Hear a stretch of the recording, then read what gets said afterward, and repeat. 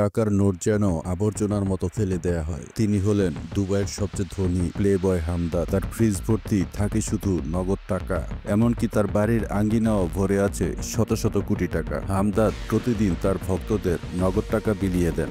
যদি তাকে বলা যায়, বন্ধু তুমি কত সুন্দর, তাহলে পেয়ে যেতে পারেন কয়েক লাখ টাকার বকশিস। তার যদি মেজাজ খারাপও থাকে তাহলেও সে টাকা বিলিয়ে দেয়। আবার মেজাজ ভালো থাকলে রাস্তায় যাকে ভালো লাগে অথবা ভালো মনে হয় তাকেই গাদা গাদা টাকা দিয়ে দেন। চিনতেও হয় না, সরাসরি টাকা বিলিয়ে দেয়।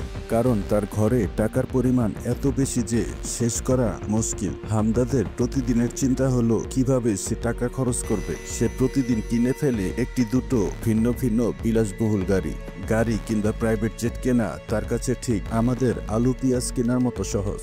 এমনকি সে মোবাইল ছুঁড়ে ভাঙা পর্যন্ত খেলা বানিয়ে ফেলেছে। এবার প্রশ্ন হলো, এত টাকা যদি আপনারও থাকে